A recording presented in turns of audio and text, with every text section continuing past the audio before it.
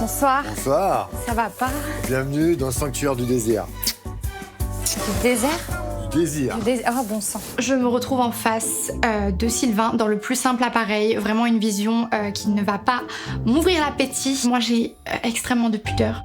Et Gauthier Lebrecq, qui est encore plus jeune que moi et qui a également un costume 3 pièces. Mais Eric Nolot aussi. Bien sûr. En fait, il n'y a que vous qui êtes habillé comme un, je ne sais pas, comme un gauchiste. Oui, effectivement.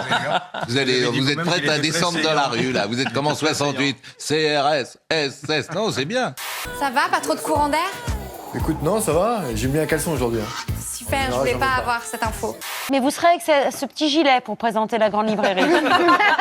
Ça vous plaît? Je savais que ça vous plairait. Je savais que vous alliez me charrier, mais je savais que ça vous plairait.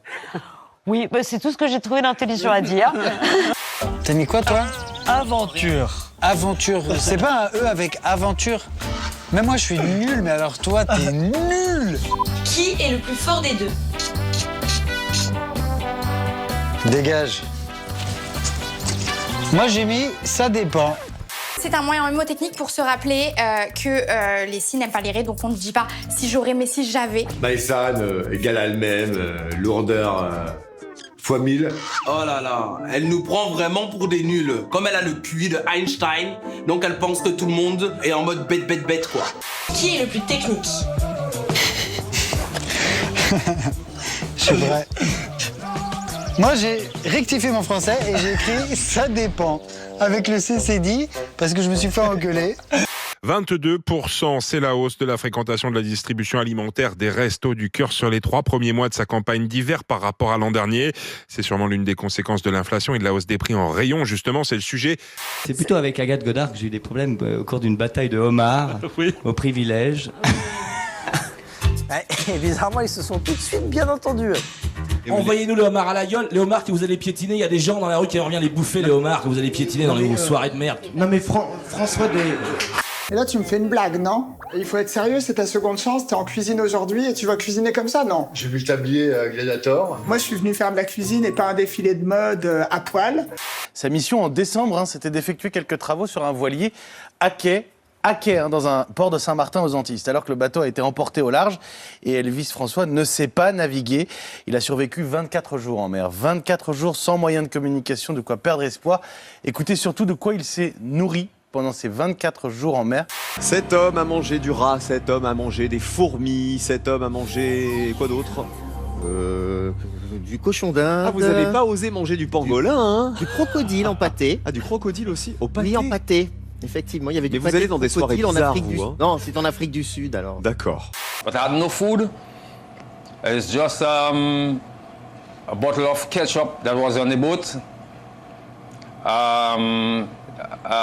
Garlic powder and Maggi. So I mix it up with some water so that for me to survive about 24 days in the sea.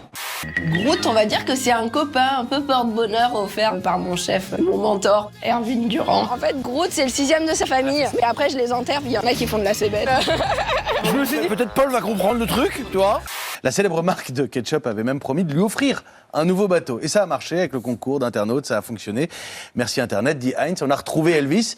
Merci Internet, vous nous avez aidé à trouver le mec du bateau, de Boat Guy. Seulement, j'ai toujours pas compris pourquoi il voulait lui offrir un bateau, parce que clairement, au début de l'histoire, on expliquait que le mec ne sait pas naviguer. Sortie des cours, fin du travail et avant de rentrer direction le supermarché, mais pas forcément le rayon fruits et légumes pour ces jeunes consommateurs. On est un peu plus stressé au niveau des études. Forcément, on n'a pas trop le temps de passer 1 heure chaque jour à faire la cuisine. J'ai trouvé des bananes. J'ai trouvé des bananes. Des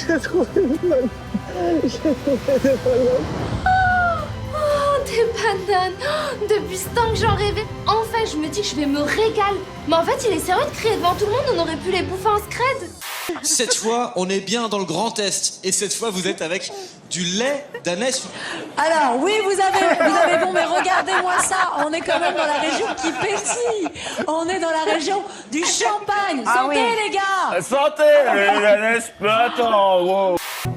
Toi, ça te fait rire. Ouais, non, je trouve ça ridicule. Non, c'est prouvé, je t'assure. Il y a de belles énergies en forêt. Quand je vois ma mère faire un câlin à un arbre, je me dis mais qu'est-ce que c'est que ça? Qu'est-ce qu'elle fait? Je comprends pas du tout. Je puise ses énergies où maintenant? Elle va me chercher un arbre.